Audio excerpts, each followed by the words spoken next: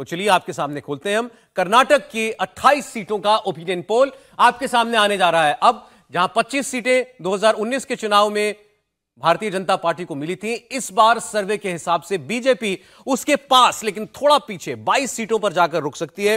Congress party को यहां 4 सीटें मिल सकती हैं और जेडीएस को तो 2 सीटें मिलती हुई दिखाई दे रही हैं। तो अगर आप एनडीए की बात करें तो चूंकि जेडीएस और बीजेपी का गठबंधन है इस बार, तो आप एनडीए को 24 समझ सकते हैं अपने दम पर, बीजेपी 22, जेडीएस 2 और कांग्रेस पार्टी को 4 सीटें मिलती हुई दिखाई दे रही हैं।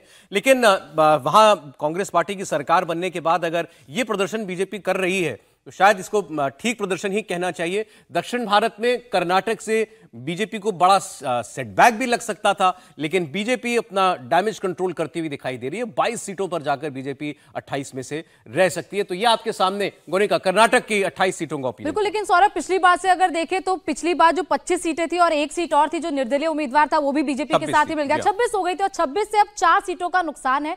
कांग्रेस पिछली बार 1 सीट पर थी, इस बार 4 सीट पर है, तो कांग्रेस को कहीं ना कहीं बढ़त मिली है। हालांकि लगातार सिद्धरामैया कह रहे हैं कि वो जितनी उम्मीदें बीजेपी कर रही है उतनी जीत नहीं पाएंगे, वो तो खुद 20 सीटों की उम्मीदें लगाकर बैठे। लेकिन ओपिनियन पोल ऐसा होता हुआ दिखाई नहीं दे रहा ओपिनियन पोल के जरिए कि 20 सीटें कहीं कांग्रेस जीत जाए। मुश्किल से कांग्रेस 1 से 4 पर ही आई है।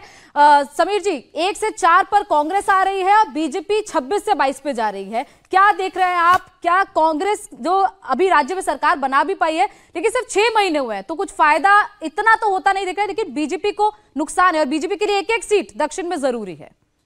देखिए, मुझे लगता है जिस हिसाब से कर्नाटक विधानसभा के चुनाव के परिणाम आए थे और वहाँ पे कांग्रेस सरकार बनाई थी, भारतीय जनता पार्टी को हारना पड़ा था, लेकिन तब भी यह तय था कि भारतीय जनता पार्टी का जमीनी स्तर पर कर्नाटक में एक बेहतर प्रभाव है। प्रधानमंत्री मोदी के नाम पर जब 2024 का चुनाव होगा तो वोट मोदी के नाम पर पड़ेंगे और मुझे लग रहा है वही होते दिख रहा है। बशर्ते कांग्रेस ने वहां सरकार जरूर बना ली थी, लेकिन जिस हिसाब से कांग्रेस दावा कर रही थी कर्नाटक में, वह कांग्रेस को इसका बहुत फायदा होता नहीं मिल रहा है। लेकिन हाँ, जेडीएस अब भारतीय जनता पार्टी के साथ गठबंधन में एनडीए में है, तो निश्चित रूप से उसका फायदा जेडीएस को और भारतीय जनता पार्टी को वोकलिंग का वोट पॉइंट ऑफ व्यू से होगा। बस एक मांड्या सीट का समझ में नहीं है कि मांड्या लास्ट टाइम निर्दलीय ने जीती थी, वहां से अम्बरीश की वाइफ ने जीती थी। अब वो सीट या तो जेडीएस जीत रही है या शायद मांड्या वैसे भी जेडीएस से गढ़ रहा है, तो या तो मांड्या उनके खाते में गई होगी या मुझे लग रहा है वो बीजेपी केस में गई होगी। भावेश, देखिए, अभी तक तो ऐसा कोई अनाउंसमेंट है नहीं कि मांड्या सीट पे सुमन लता ही चुनाव लड़ेगी, क्योंकि बीजेपी ने उनको आउटसाइड सपोर्ट दिया था, बीजेपी ने अपना कैंडिडेट नहीं दिया था। तो ज्यादा प्रोबेबिलिटी है कि वहां जेडीएस ही लड़ेगी, क्योंकि वो जेडीएस का वो ट्रेडिशनल सीट रहा है, वहां से मांड्या और हसन दोनों उसका ट्रेडिशनल सीट है, तो इन दोनों पे ही उनका कैंडिडेट होगा। जहां तक अदर रीजन की बात आप जो कह रहे थे, पूरे कर्नाटका में देखिए, जैसे विधानसभा में जो बीजेपी को नुकसान हुआ था उसका ये हुआ था कि वोकलिगा वोट में एक डिवीजन हो गया था। वोकलिगा वोट का कुछ हद तक जो था उसका साउथ में कांग्रेस को चला गया था और इधर जो नॉर्थ में था बीजेपी को उसका लिंगायत का भी नुकसान होता। जो येदियुरप्पा को जिस तरह हटाएगा तो उससे उनको भी कुछ हद तक नुकसान होता है, जिसकी वजह से कांग्रेस एक बड़ी जीत लेके आ गई थी। लेकिन वो सारी चीजें जो इस लोकसभा में लगभग शून्य हो गए, वो जो डैमेज हो सकता था। वोकलिगा और लिंगायत हालांकि ट्रेडिशनली एक साथ वोट नहीं करता है, लेकिन पहली बार देखा जाए कि वोकलिगा और लिंगायत का एक कॉम्बिनेशन बन रहा है साउथ में, जो बीजेपी बहुत ही मिरेकल की थी पिछली बार, जहां पे लगभग 2.5 सीटें छोड़ के लगभग सारी सीटें जीती थी साउथ में, वो सीटें भी लगभग रिटेन करती जा रही। बैंगलोर रूरल की जैसे कांग्रेस का ट्रेडिशनल सीट रहा है और जेडीएस का भी वहां पे रहा है, लेकिन कांग्रेस रिटेन कर रही है। लेकिन बाकी अदर रीजन में जहां बीजेपी को लग सकता था कि नुकसान हो रहा है, उसने जेडीएस के साथ समझौता करके उसकी भरपाई करने की पूरी तरह कोशिश की है। ये तो मेरे ख्याल से कांग्रेस जैसे तेलंगाना में था, तेलंगाना में इस बार सीधे बीजेपी वर्सेस कांग्रेस लड़ाई दिखाई दे रही है, ऐसे ही कर्नाटक में पहले से होती आई है। ये जिम्मेदारी ज्यादा कांग्रेस की थी कि बीजेपी को बढ़ने से रोके, क्योंकि दक्षिण में सब जानते हैं कि कर्नाटक ही है जहां पर भारतीय जनता पार्टी स्कोर करती है, लेकिन कांग्रेस ऐसा करने में नाकामयाब होती हमको दिखाई दे रही है। बीजेपी कमोबेश वहीं पहुंचती हुई जहां पर वो 2019 में थी। हर्षवर्धन जी, कैसे देखेंगे इसको, कांग्रेस की नाकामयाबी या बीजेपी का अच्छा परफॉर्मेंस? नहीं, मुझे लगता है कि कांग्रेस की नाकामयाबी से ज्यादा है कि बीजेपी ने अपने लूप होल्स दुरुस्त किए। देखिए, एक तो बात यह थी कि येदियुरप्पा ड्राइविंग सीट से उतार दिए गए थे और वो एक संदेश गया था। दूसरा, ये जो दूसरे बड़े नेता थे उनको भी लग रहा था कि शायद हमारी बात नहीं सुनी जा रही। अब सोचिए, पूर्व मुख्यमंत्री जगदीश शेट्टार वो कांग्रेस पार्टी में चले जाते हैं, जिनके परिवार में उनके दादाजी, उनके पिताजी, यानी नगर पालिका से लेकर विधायक की पहली सीट आई थी तो शेट्टार परिवार में आई थी। जगदीश शेट्टार अब वापस आ गए। दूसरी जो बड़ी चीज हुई है जिसको वहां ध्यान से देखना चाहिए, कर्नाटक एक कहें कि देश के सबसे विकसित राज्यों में है। अगर हम पर कैपिटा इनकम की बात करें तो तीसरा राज्य है जहां सबसे ज्यादा पैसे लोगों की जेब में जाते हैं।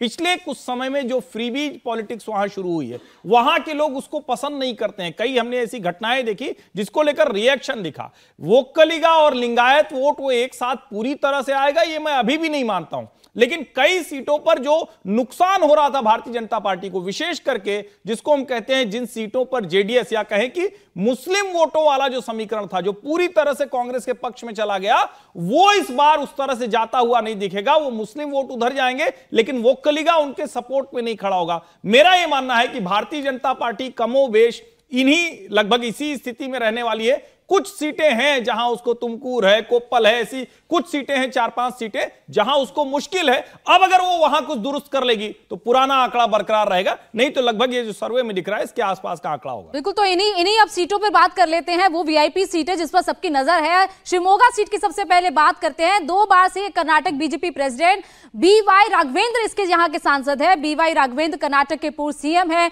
बीवाई राघवेंद्र येदियुरप्पा के बेटे हैं और उन्होंने 2019 में जेडीएस कैंडिडेट को 2.5 लाख वोटों से हराया था। और इस बार बीजेपी जेडीएस का गठबंधन होने से उनकी मजबूती और ज्यादा बढ़ सकती है। और शिवमोगा की सीट 2009 से ही बीजेपी जीत रही है।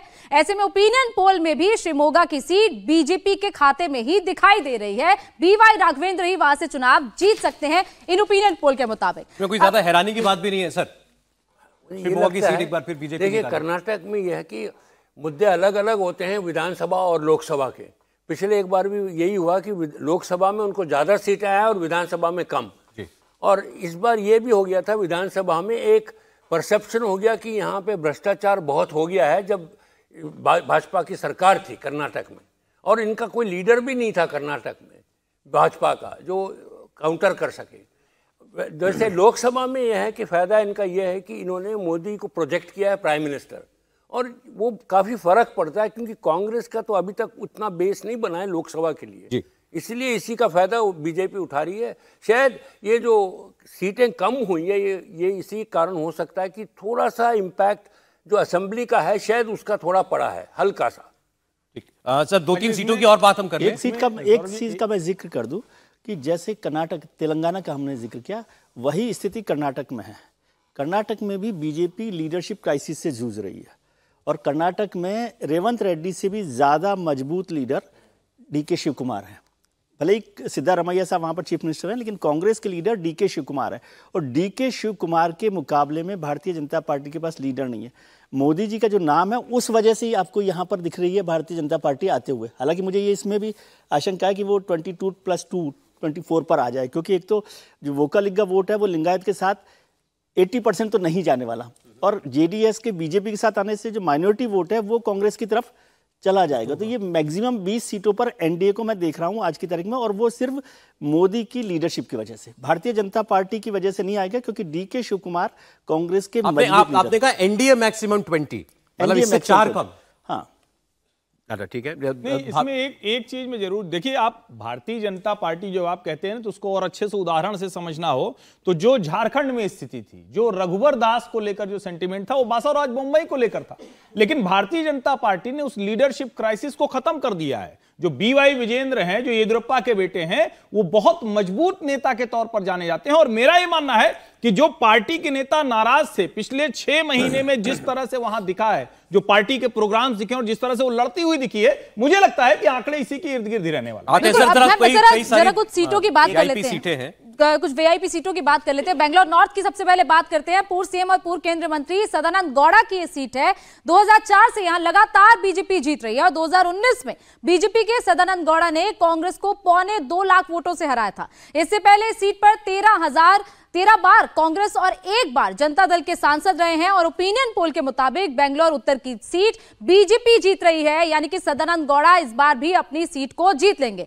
अब बात उडुपी चिकमंगलुरु की करते हैं। 2 बार से शोभा करंदलाजे वहां से सांसद हैं। शोभा करंदलाजे पूर्व सीएम येदियुरप्पा की सबसे विश्वास पात्र मानी जाती है। 2019 में शोभा करंदलाजे ने जेडीएस को लगभग 4 लाख वोटों से हराया था। चिकमंगलुरु सीट से देश की पूर्व प्रधानमंत्री इंदिरा गांधी भी सांसद रही है, वो भी चुनाव लड़ चुकी है। और इंदिरा गांधी के समय ये नारा भी दिया जाता था, जिसने चुनावी फिजा को बदल दिया था, वो नारा था एक शेरनी 100 लंगूर चिकमंगलुर चिकमंगलुर। और ओपिनियन पोल के मुताबिक उडुपी चिकमंगलुर की सीट भी बीजेपी जीत रही है। सौरभ, शोभा करंदलाजे एक बार फिर से सीट जीत रही है। यहां बिल्कुल बैंगलोर दक्षिण साउथ बैंगलोर की जो सीट है, यहां बीजेपी के यंग लीडर तेजस्वी सूर्या चुनाव लड़ते आए हैं। 2019 का चुनाव उन्होंने 3.25 लाख से ज्यादा वोटों से जीता था और एक बार फिर सर्वे हमारा बता रहा है कि वो ये सीट निकाल सकते हैं और ये आसान जीत साबित होगी उनके लिए। उनसे पहले 6 बार लगातार बीजेपी के एक बहुत सीनियर लीडर अनंत कुमार यहां से सांसद रहे थे, तो ये सीट एक बार फिर बीजेपी के पास जाती हुई दिखाई दे रही है। और अब बात करते हैं चिक्कोडी सीट की। बीजेपी के अन्ना साहेब शंकर जोले वो सांसद हैं यहां से। 2019 में उन्होंने कांग्रेस को हराया था लगभग 2.25 लाख वोट से और ओपिनियन पोल के मुताबिक इस बार कांग्रेस के पास चिक्कोडी की सीट जाती हुई दिखाई दे रही है। गुलबर्गा की बात करें तो कांग्रेस अध्यक्ष मल्लिकार्जुन खड़गे की सीट है।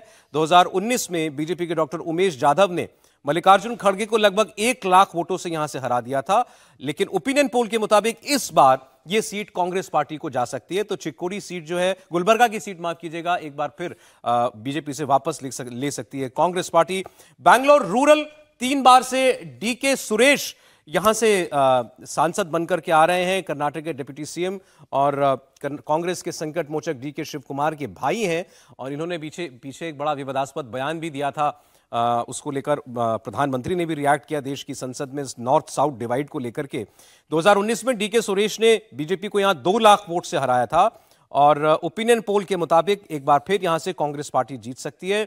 चामराजनगर की बात करें, 2019 में बीजेपी के पास ये सीट थी, ये सीट फिलहाल खाली है क्योंकि उस वक्त जीतने वाले बी श्रीनिवास ने लोकसभा से इस्तीफा दे दिया है। वो फिलहाल नजागुंड से विधायक हैं। ये सीट भारतीय जनता पार्टी के लिए कठिन सीट है। चामराजनगर में भारतीय जनता पार्टी के लिए वैसे ही बैंगलोर रूरल कांग्रेस के लिए भी 1800 वोटों से जीती चामराजनगर से एचडी कुमारस्वामी वहां से चुनाव लड़ेंगे और जिसमें हो सकता है कि बीजेपी का सपोर्ट के साथ वो सीट निकाले और डीके सुरेश के लिए ये सीट बहुत मुश्किल होने वाली है। देखिए, एक बड़े फायर ब्रांड लीडर हुआ करते थे, अब आजकल उनकी चर्चा कम होती है। अनंत हेगड़े 4.5 लाख से अधिक अंतर से जीती थी उत्तर कन्नड़ सीट। वहां भारतीय जनता पार्टी बहुत स्ट्रांग होल्ड है, बहुत बड़े नेता है, मतलब उनका प्रभाव बहुत ज्यादा है। उनको टिकट मिलेगा। टी राघवन हमारे साउथ इंडिया ब्यूरो चीफ वो जुड़ गए हमारे साथ। राघवन, देखिए 2 स्टेट्स की हमने इससे पहले तेलंगाना की बात की थी, उस पर भी आपकी राय जरूर जानना चाहेंगे और अब कर्नाटक का सर्वे दिखा रहे हैं। तेलंगाना में भारतीय जनता पार्टी 5 और कांग्रेस 9 और कर्नाटक में आते हैं तो बीजेपी 22 सीटों पर जेडीएस के साथ मिलाकर 24, मतलब जेडीएस को 2 और कांग्रेस को 4 सीटें। कैसे देखेंगे आप दोनों स्टेट्स में जो सर्वे दिखा रहा है? जी देखिए, जहां तक तेलंगाना की बात है, कह सकते हैं सौरभ की मोमेंटम जो है फिलहाल बीजेपी के पक्ष में वहां पर नजर आ रहा है। मेरा ये अनुमान है कि अगर आज वहां पर चुनाव हो जाए तो कम से कम 6 सीट बीजेपी जीत सकती है। बीजेपी के जो वहां के प्रदेश नेता जिनसे हम लगातार बातचीत करते रहते हैं, जिसमें बंडी संजय कुमार, जिनका नाम आपने भी चर्चा में जिक्र किया होगा, वो ये कह रहे हैं कि 8 सीटों पर बहुत ज़्यादा फोकस के साथ वो काम कर रहे हैं। उसमें से 6 सीट तो मैं ऐसा मानकर चल रहा हूं कि अगर आज की तारीख में वहां पर चुनाव हो जाए तो 6 सीट बीजेपी वहां निकाल सकती है। बहुत कंफर्टेबल स्थिति में बीजेपी इस वजह से नजर आ रही है क्योंकि वहां पर बीआरएस जो है वो पूरी तरह से कमजोर हो गई है और क्योंकि अब सीधा मुकाबला कांग्रेस से होने जा रहा है बीजेपी का, तो ऐसा लगता है कि वहां पर बीजेपी को थोड़ा फायदा वहां पर होगा। जहां तक कर्नाटक की बात कर लें, यहां पर एक नैरेटिव जिसकी चर्चा पूरे देश में है, मोदी की गारंटी।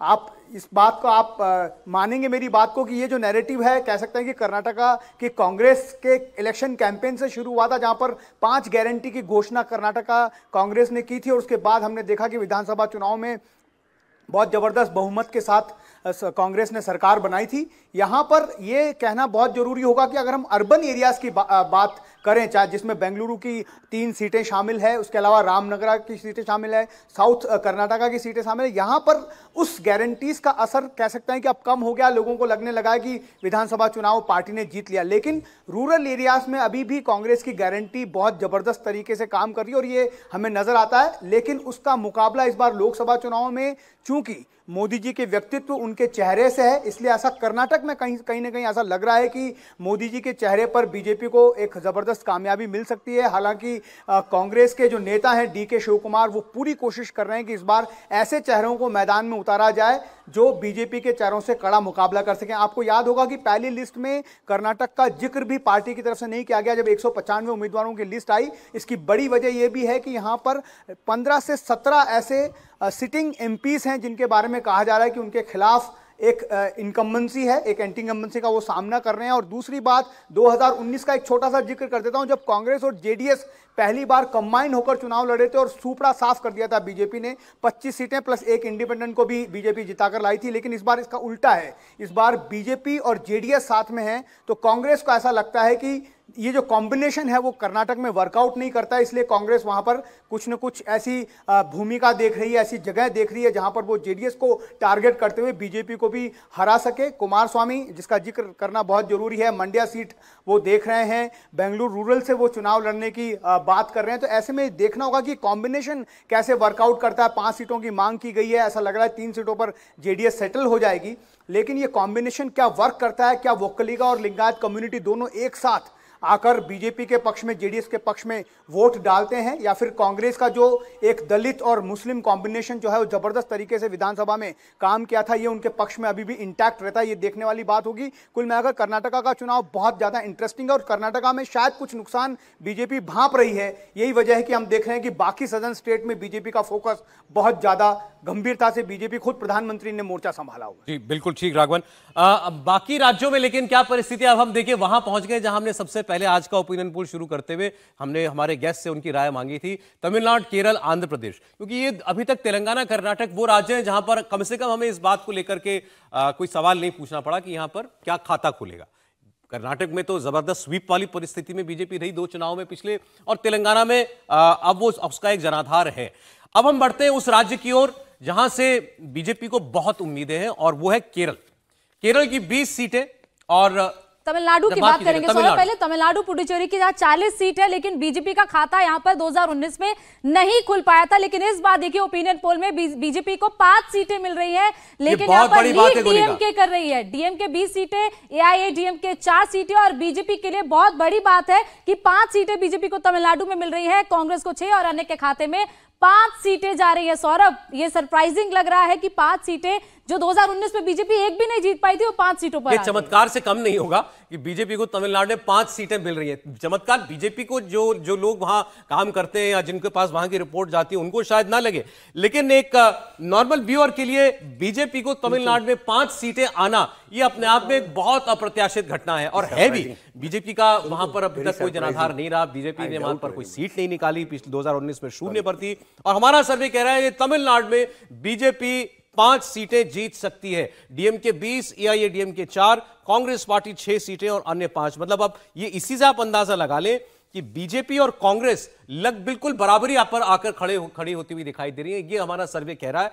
और दक्षिण में प्रधानमंत्री नरेंद्र मोदी जो प्रयास लगातार करते रहे, खास तौर पर तमिलनाडु को लेकर के अपने हर भाषण में तमिलनाडु का जिक्र करना, तमिलनाडु की संस्कृति का जिक्र करना, ये उन्होंने कभी छोड़ा नहीं। जयललिता का जिक्र प्रधानमंत्री बहुत बार करते हैं, और उसका सिला ऐसा लग रहा है कि इस चुनाव में बीजेपी को मिल रहा है। 5 सीटें बीजेपी निकाल सकती है तमिलनाडु के अंदर। ये ऐसा, और यूपी जैसे स्टेट के अंदर अगर 40-50 सीटें मिलना जितनी बड़ी बात होती है, तमिलनाडु में 5 सीटें मिलना भी लगभग वैसी बात है बीजेपी के लिए। भावेश, ये करिश्मा कैसे हो रहा है? देखिए 3-4 वजह है जो आप इसको गौर करने होगी। 2014 में मैं बहुत दिनों से इस बारे में डिस्कस कर, 2014 में बीजेपी का किसी के साथ अलायंस नहीं था, छोटी छोटी पार्टियों के साथ अलायंस था। तभी बीजेपी वहां पे 4 सीटों पे फाइट में थी, 1 सीट जीती थी, 3 सीटों पर नंबर 2 पार्टी थी, जिसमें 2 सीटें बहुत क्लोज मार्क्स थे, एक कोयम्बटूर और एक पोलाची सीट थी, वेल्लोर सीट थी। बीजेपी 2019 में 5 सीटों पर चुनाव था। इन 4 सीट जो हमने अभी डिस्कस किया, उन 4 सीट पर उन्होंने अपना कैंडिडेट नहीं दिया था, वहां पे एआईएडीएमके और अदर पार्टी की थी। इन 10 सीटों पर बीजेपी का फोकस बहुत दिनों से है। उसमें 4-5 वजह उसका मैं बताता हूं। जो कोयम्बटूर सीट है, कन्याकुमारी सीट है, कोयम्बटूर में बहुत ज्यादा हिंदी भाषी लोग रहते हैं, उसका एक असर दिखता जा रहा है। जो कन्याकुमारी वहां पे एक नादर कम्युनिटी है जिसका जो बेस है लगभग जो बीजेपी की अपनी जो संस्कृति है, जो एक आइडियोलॉजी है, उससे मैच करता है। तीसरा जो बीजेपी का एक फोकस देखेंगे, जो बीजेपी के जो वहां पे प्रेसिडेंट है अन्नामलाई, वो गोंडर कम्युनिटी से आता है, उसी कम्युनिटी से जो पलानी स्वामी जो वहां के उसी कम्युनिटी से आते हैं, उनका एक अच्छा खासा आधार है। और जिस तरह से उन्होंने पिछले दिनों में एक कैंपेन चलाया हुआ डीएमके के खिलाफ, उस तरह दिख रहा है जो एंटी डीएमके वोट है वो उसमें सबसे ज्यादा बड़ी बेनिफिशियरी बीजेपी बनके उभर रही है। एक बड़े यंग फेस है बीजेपी का, जो जिस तरह हम लोग बात कर रहे थे मोदी की गारंटी, उसका असर वहां पे दिख रहा है। और बीजेपी का जिस तरह का कॉम्बिनेशन है, जैसे आप बात कर रहे थे कि तमिलनाडु में द्रविड़न पार्टी, देखिए वहां पे हो क्या रहा है, दो द्रविड़न पार्टी, इस बार एआईडीएमके के साथ बीजेपी का अलायंस ना होना बीजेपी के लिए एक तरह से बेनिफिशियरी है। मैं आपको हिस्टोरिकल डेटा बता सकता हूं, बीजेपी के लिए कभी भी द्रविड़न पार्टी के साथ गठबंधन फायदेमंद नहीं रहा। आप देखें 2014 में 4 सीटों पे बीजेपी फाइट में थी, 2019 का डेटा उठा के देखें तो कहीं भी फाइट में नहीं थी, नंबर 2 पे जरूर थी लेकिन फाइट में नहीं थी। उसी तरह दो द्रविड़न पार्टी जब आपस में भिड़ती है तो जो एक सर्टेन कम्युनिटी है जिसके मन में रहता है कि वो सनातनी का साथ है, वहां पे बीजेपी को अच्छा खासा बेनिफिशियरी होता है। देखिए अभी हम तमिलनाडु की बात कर रहे हैं तो एक तस्वीर आपके सामने लाइव तस्वीर है, प्रधानमंत्री नरेंद्र मोदी इस वक्त तमिलनाडु में ही है।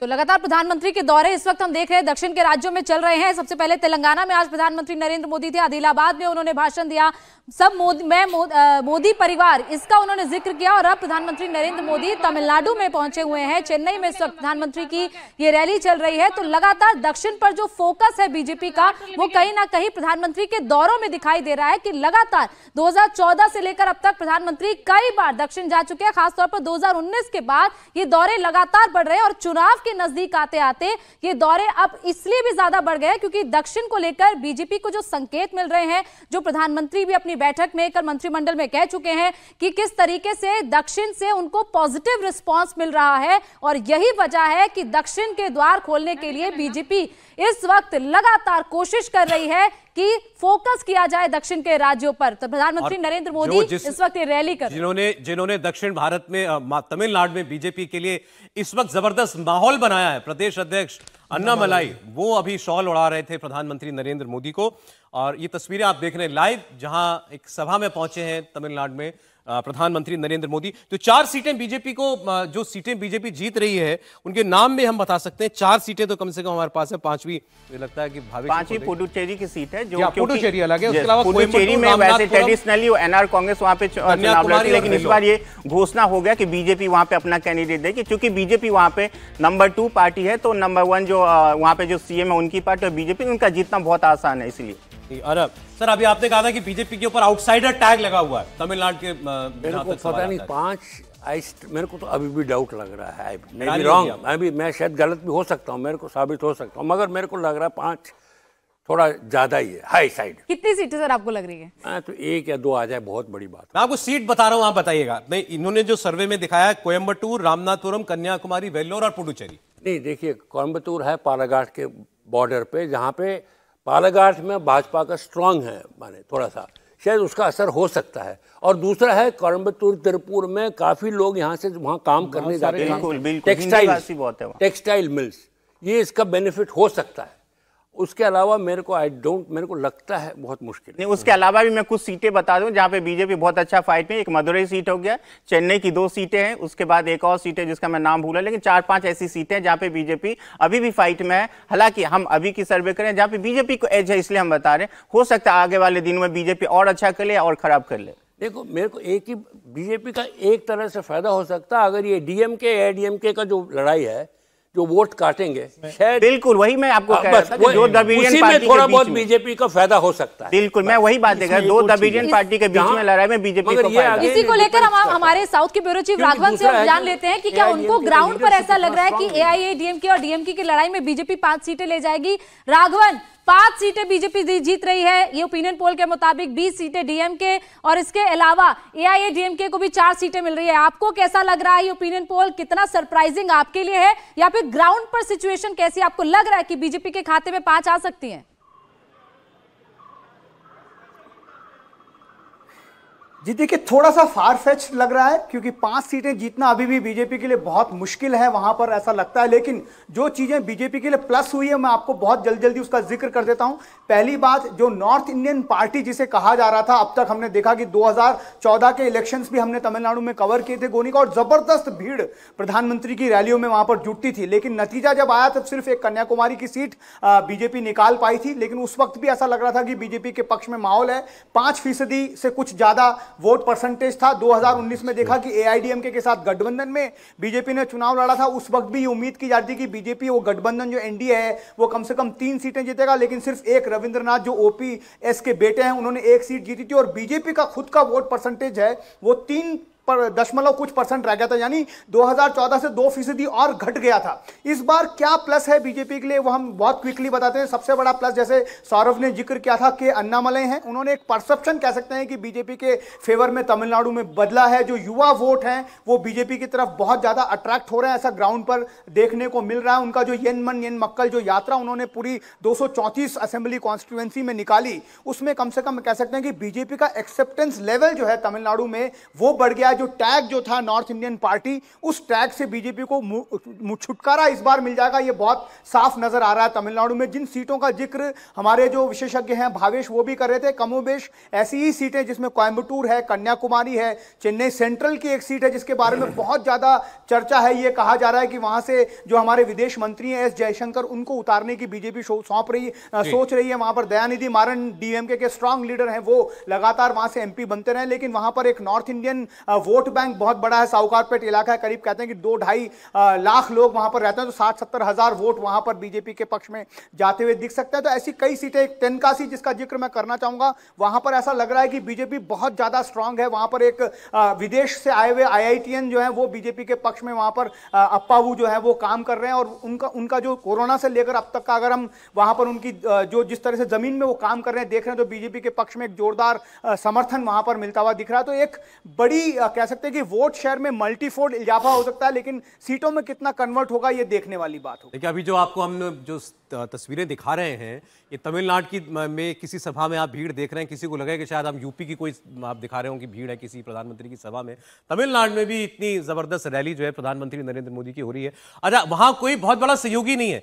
ये दोनों जो बड़ी पार्टियां हैं, या ये डीएमके, दोनों में से किसी के साथ बीजेपी का कोई अलायंस इस बार नहीं है। छोटे दलों के साथ वहां पर वो जाना इस बार बीजेपी जा रही है। अपने दम पर चुनाव लड़ना इस बार तमिलनाडु में क्या बीजेपी के पक्ष में जाता हुआ दिखाई दे रहा है? अच्छा, एक तो जो भी कोई आपसे कहे कि फारफेच लग रहा है, 5 सीटें या मुश्किल है या हैरानी होगी, ऐसे में तुरंत भावेश का कैमरा कट करना चाहिए हमको। बिल्कुल।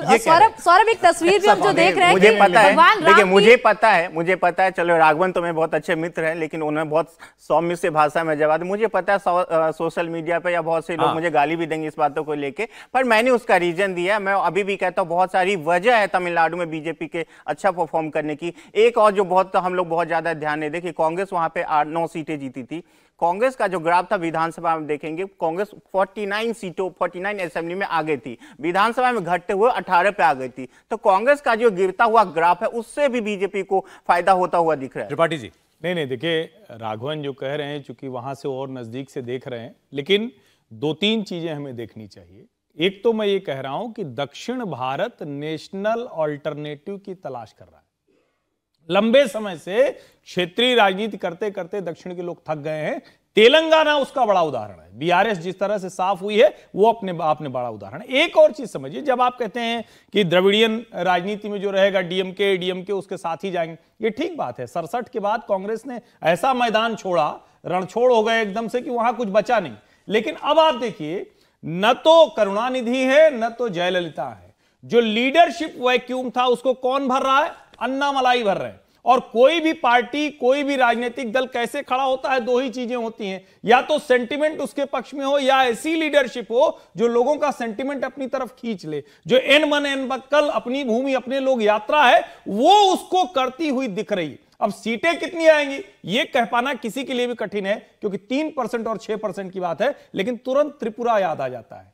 तुरंत बंगाल याद आ जाता है, जहां 3 से 77 विधानसभा में पहुंच जाती है। तुरंत बंगाल की 2 से 18 लोकसभा सीटें पहुंच जाती हैं। तो मुश्किल दिखता है, लेकिन जिस तरह से नरेंद्र मोदी तमिल सौराष्ट्र, काशी तमिल संगमम, वो जो प्रयास कर रहे हैं, वो दक्षिण भारत के लोगों को लुभा रहा है। सीटों में कितना बदलेगा, ये तो परिणाम बताइए। विजय जी, देखिए, सबसे बड़ी बात जो कर्नाटक और तेलंगाना में परेशानी थी भारतीय जनता पार्टी को, वो तमिलनाडु में नहीं है। अन्नामलाई बहुत स्ट्रांग लीडर के तौर पर निकल कर आए हैं भारतीय जनता पार्टी के, यंग लीडर हैं, और वो एक तेजी से उन्होंने वहाँ पे ग्राफ बढ़ाया। दूसरा काम उत्तर प्रदेश की तरह से भारतीय जनता पार्टी ने यहाँ किया है। उत्तर प्रदेश में था कि जो समाजवादी पार्टी के साथ वोट थे एससी के, और मायावती के साथ जो एसटी वोट थे, जाटव और यादव वोट, उसके अलावा जितने वोट थे उस पर फोकस करके भारतीय जनता पार्टी ने वहाँ जगह बनाई। इसी तरह से यहाँ पर तमिलनाडु में वो जो डीएमके और एआईडीएमके के अलावा जो वोट है, जो सनातन का जिस तरह से लगातार वहाँ पर चलता रहा, विरोध चला है, और विरोध के पहले भी एक अलग था, लेकिन उसके अलावा बहुत बड़ी आबादी है जो हिंदू संस्कृति के साथ, हिंदुत्व के साथ जुड़ी हुई है। तमिलनाडु वो राज्य है जहाँ पर सबसे बड़े मंदिर सबसे ज़्यादा है हिंदुस्तान के। और प्रधानमंत्री को यदि आप देखें तो तमिलनाडु में उन्होंने जो पूरी दौरे किए हैं, रैली की है, उसमें मंदिरों में ही सबसे ज़्यादा रैली की है। तो वो पूरा का पूरा एक नैरेटिव बदलना, और वो जो वैक्यूम है उस वोटर के लिए जो जगह नहीं थी डीएमके और एआईएडीएमके पार्टी के पास, उस वोटर को वो अपने साथ लाने की कोशिश कर रहे हैं। तो वो एक बड़ा बदलाव तमिलनाडु में मैं देख रहा हूँ।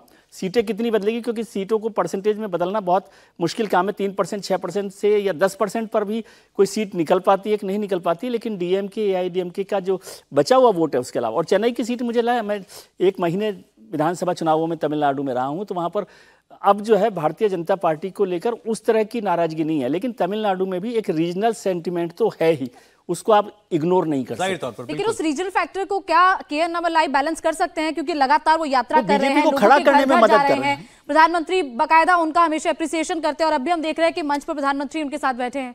वो तो ठीक है, मगर रीजनल एस्पिरेशन जो है वो टाइम लगेगा उसको थोड़ा वीकन होने में अलग। हम लोग यहाँ अक्सर बात करते थे राम मंदिर का प्राण प्रतिष्ठा के बाद, ऐसा कैसे हो सकता है कि दक्षिण इससे अछूता रह जाए? बहुत सारे वजहों में से एक वजह तो वो भी होगी, तो उसी का नतीजा दिख रहा है ना आपको। कुछ नहीं, थोड़ा बहुत तो दिख रहा है, जैसे ये जो मंदिर का यात्रा वगैरह कर रहे हैं, बट नॉर्थ जैसे उत्तर जैसे जो असर है उतना नहीं है अभी तक। ऐसा नहीं पकड़ा जोर जो उत्तर में राम मंदिर का जो जोश है, वो तो पकड़ भी नहीं सकता अचानक। उतना जोर पकड़े तो 40 में 40 भी आ जाएंगे ना, उत्तर प्रदेश की तरह। उतना जोर नहीं, आप ठीक कह रहे हैं, लेकिन आप इसको जरा थोड़ा देखिए ना कि कैसे चीजें। एक तो ये कि जब आप अन्नामलाई की बात करते हैं, जब हम हिंदी पार्टी कहते तो सिर्फ इतना भर नहीं था, वो वहां कहते थे कि हम ब्राह्मणिकल जो सत्ता है, पावर है, उससे लड़ रहे हैं। उसमें उन्होंने कांग्रेस को भी चिन्हित किया, भारतीय जनता पार्टी को भी चिन्हित किया, लेकिन बीजेपी की पूरी लीडरशिप अन्नामलाई सहित वो कौन सी है, वो वहां की पिछड़ी और अनुसूचित जाति से। दूसरा क्या है, जब हमने देखा था जब संसद में सेंगोल की स्थापना हुई, जो अधीनम के जो वहां से संत आए थे, जो पुजारी आए थे, कमाल की बात यह है कि बहुत से लोग टिप्पणी करते हैं, उनमें से कोई ब्राह्मण नहीं था, सब पिछड़ी जाति की पीठ है जो अधीनम है। तो तमिलनाडु की राजनीति में एक नए सिरे से भारतीय जनता पार्टी ने जो कोशिश की है, वो शायद अभी दिख नहीं रही। टाइम लगेगा, लेकिन मैं फिर से कह रहा हूं, जयललिता जी की पार्टी शून्य हो गई, वो वोटर कहां जाएगा? वो स्टालिन की पार्टी को वोट नहीं करने वाला है। उसको अन्नामलाई में अपना नेता दिख रहा है, उसको नरेंद्र मोदी में जो तमिल एस्पिरेशन है, रीजनल एस्पिरेशन है, और सबसे ज्यादा देश में अगर किसी की चर्चा इधर हो रही है तो तमिल एस्पिरेशन की होती है, और अन्नामलाई को शायद भारतीय जनता पार्टी इसीलिए थोड़ा, जिसको कहते हैं कि आउट ऑफ प्रोपोर्शन, वो बढ़ावा दे रही है।